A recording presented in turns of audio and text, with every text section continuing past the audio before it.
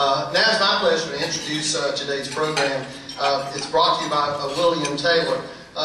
William Taylor should not be a stranger to anyone here. He's a business owner, an entrepreneur. He's the founder of Taylor CPA and Associates, and also co-founder of W3 Business and Tax Consultants in Atlanta.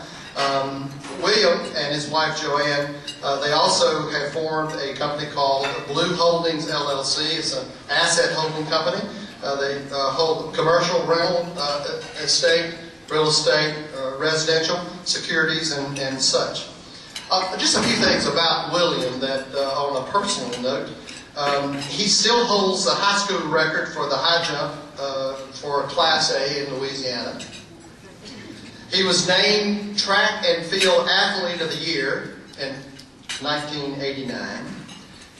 But he's not just an athlete, he also was valedictorian of his graduating class. He graduated from Tulane University with an undergraduate degree in accounting, and his master's degree is in accounting and taxation. And while he was doing all that, he happened to continue on with his athletic ventures, and he held the high school, Tulane's high jump record to this day. I mean, the man is just unbelievable. We were going to ask him to jump today, but instead he's going to talk today. But in January 13, it gets better. William was selected by our chamber at our annual meeting for the J.R. Allen's Young Entrepreneur of the Year Award. We're very proud to present that award and glad that William received it last year. In 2010, he was selected Diversity MBA Magazine Top 100 Under 50 for emerging leaders in the United States. In 2009, he was one of 60 people throughout the whole state of Georgia selected to be in Leadership Georgia. In 2009, he also received a cover feature as one of the 5 individuals under the age of 40 by the Georgia Trend magazine. He was also featured on the cover as one of Georgia's 40 under 40 best and brightest individuals. So he's a complete package.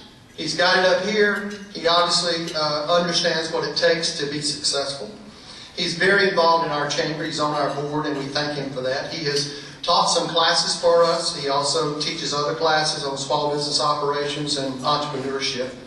He's licensed in Georgia and also Louisiana. But we're very proud just to call him one of our very own. Small business that's making a lot of things happen for a lot of great folks. We're glad to have you here. Looking forward to your presentation. Please give your applause for William Taylor.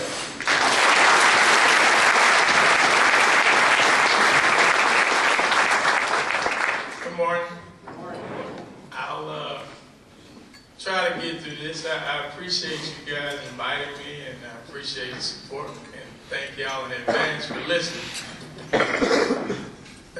My story, I'm supposed to tell my story, so I'm going to give this a shot.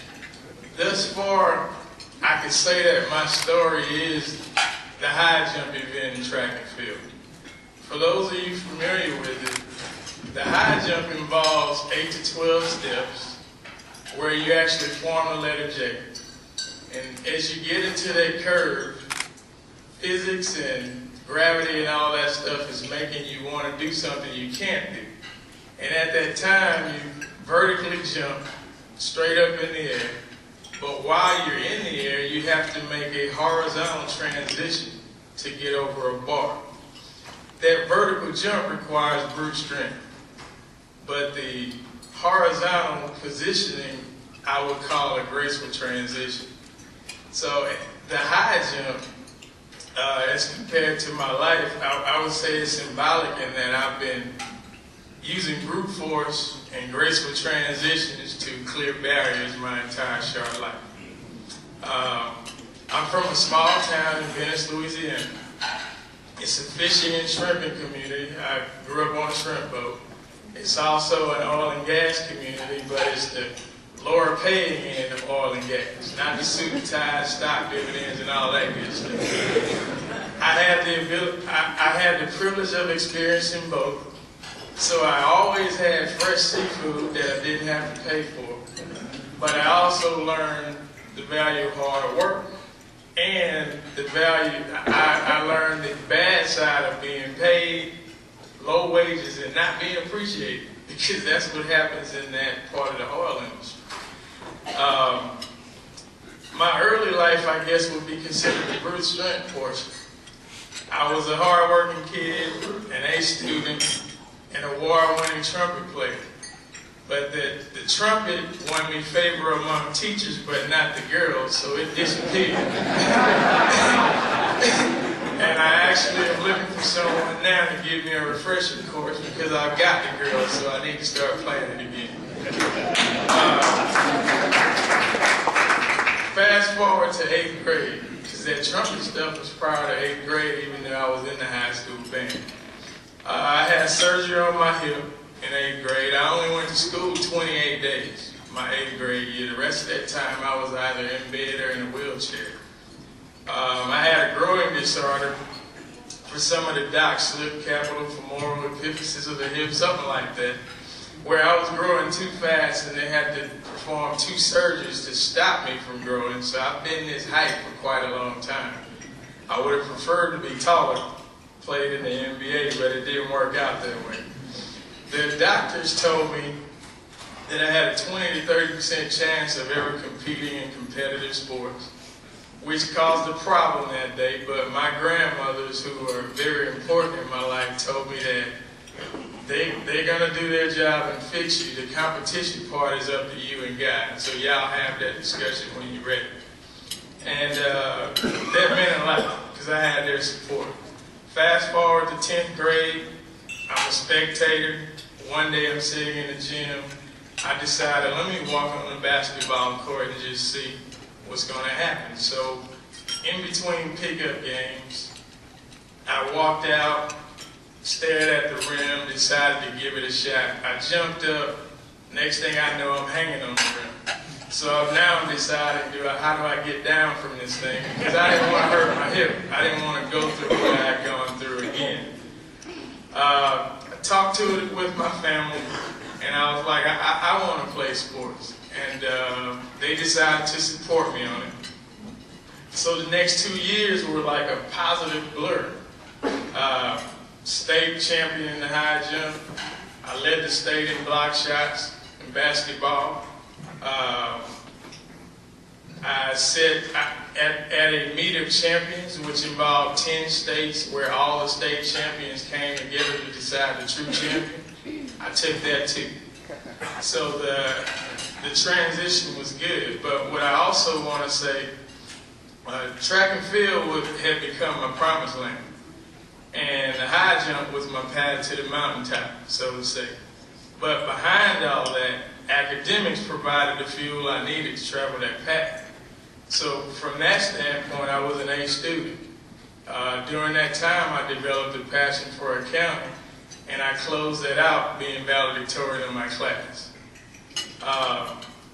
As far as accounting, I chose it because I told you guys where I was from. I was told it was a way out.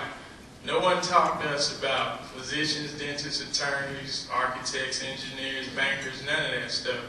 We knew shrimping and oil and gas. So I got involved in accounting. I enjoyed it. My major in college never changed. And I left college with a bachelor and master's degree in hand. And as Mike said, the sporting records. So I maintained that #1 attitude throughout.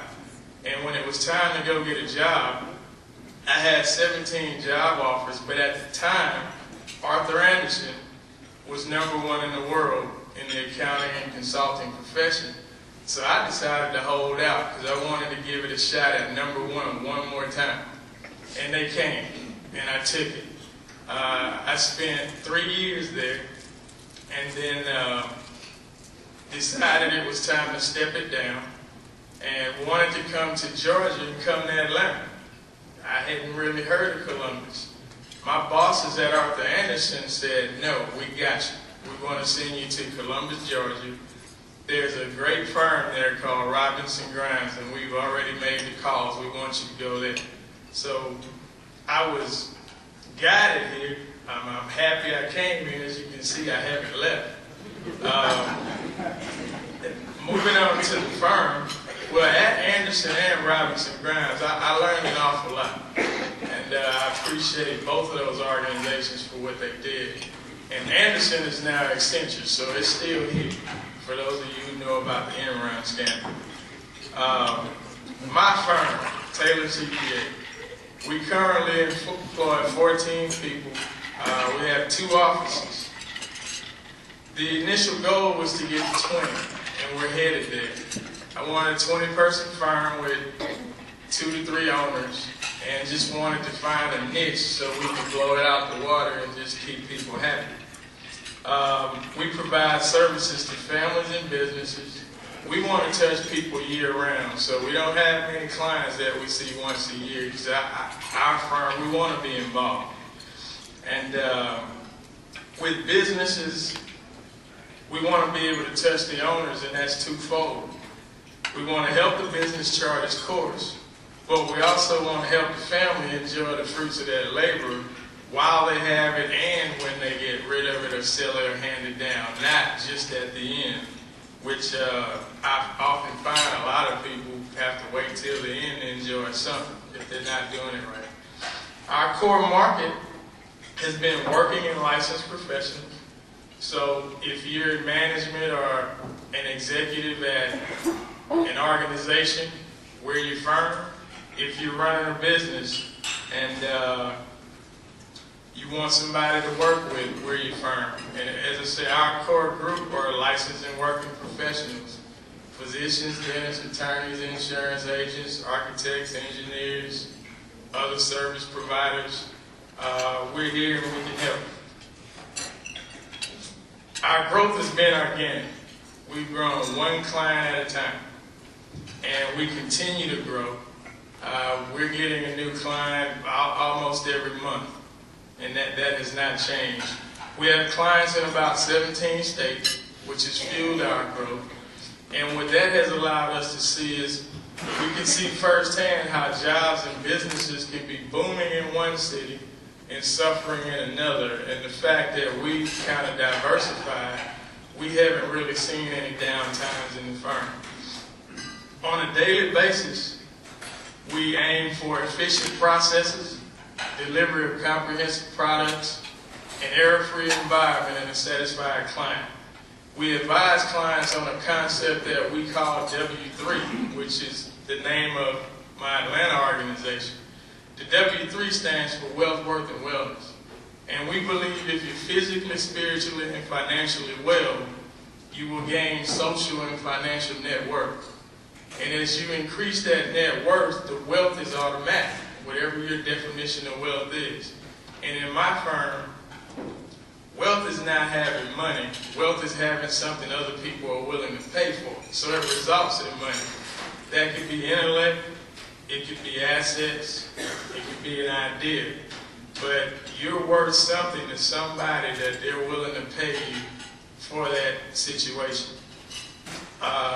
The 3 is also significant in W3 in that we expect to see major changes in our clients every 3 years.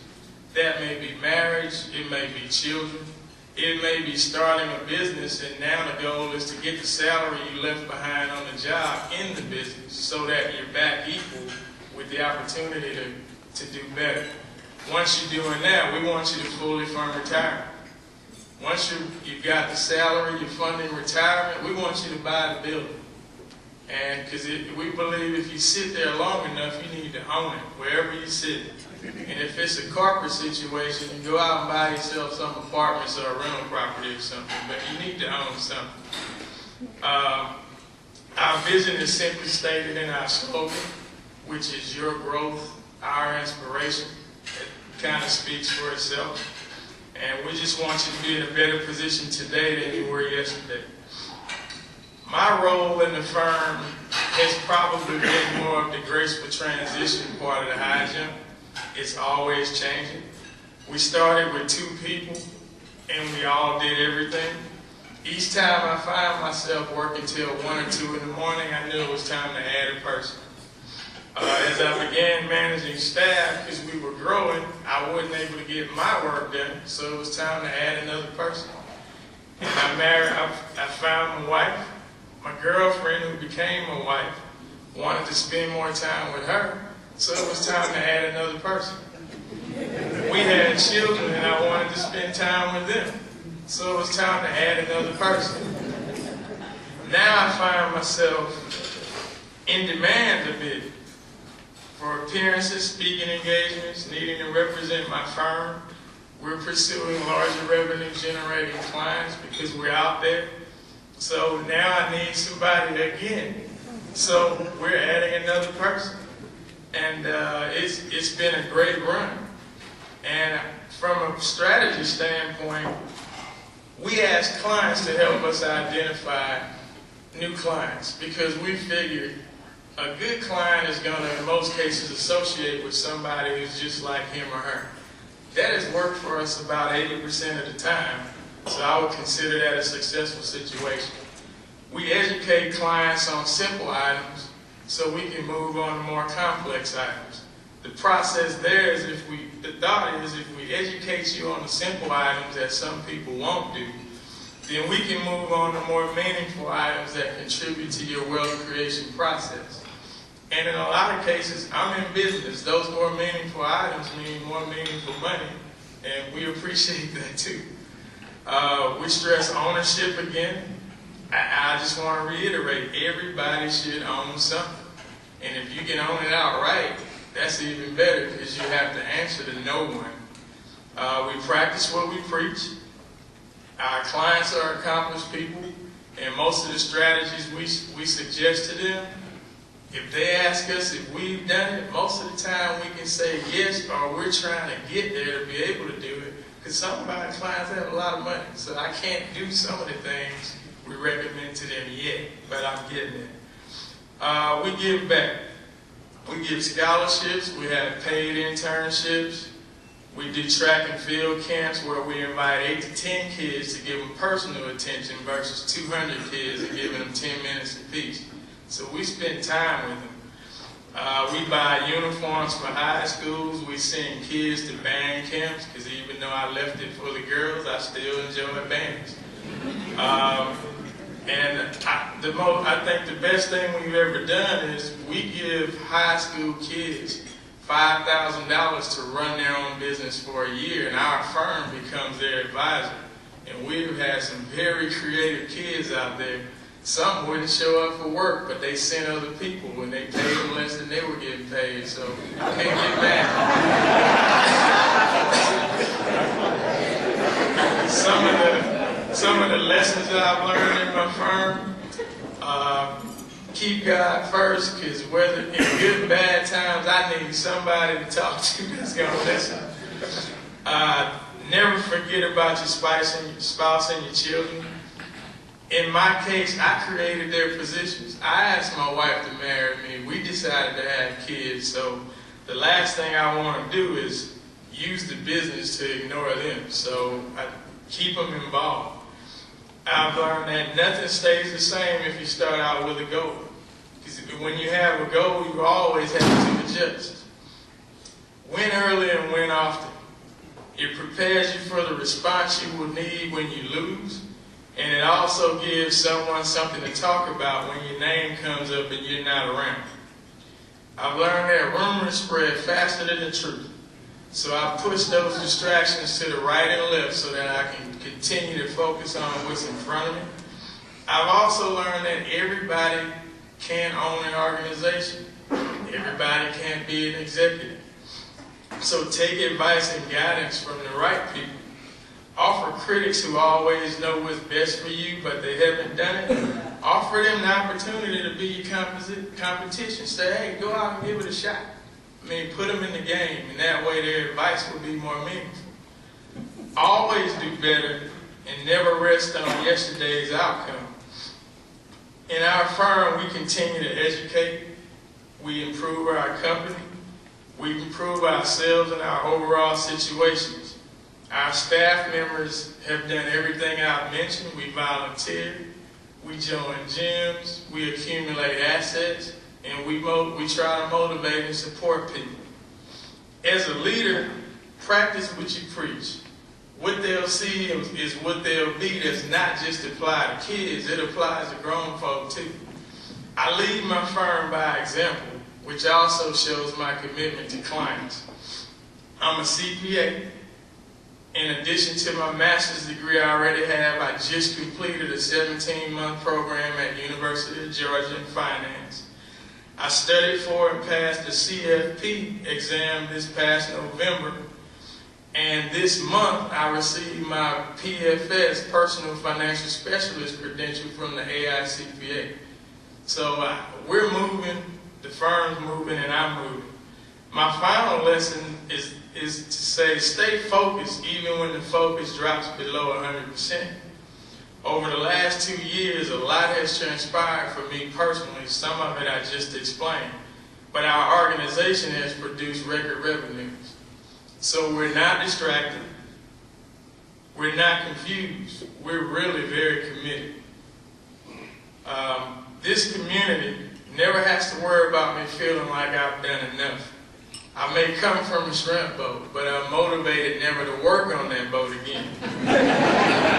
As long as I'm breathing, I'm motivated to make sure when I step on a boat of any kind, it's for recreational purposes only. In closing, Taylor CPA and Associates is here to serve this community. We will continue applying the principles of the high jump and the knowledge, resources, and support of this community to push through barriers in a way that promotes local support, firm growth, employment opportunities, diversity, and increased levels of giving back. I typically close my speaking engagements with a quote because I want to become known for that one day. And I have one today from Terry Pierce that I think applies to anybody who's trying to strive for something. It says, there are many people who think they want to be matadors, only to find themselves in the ring with 2,000 pounds of bull bearing down on them. And when they discovered that what they really wanted was to wear the tight pants, all they expect is to hear the crowd roar. So if you want to do something, if you want to own a business or be in management or be the CEO, really get out there and do it. Don't say you want to be it just to hear the crowds roar, because that won't help anybody. Thank y'all.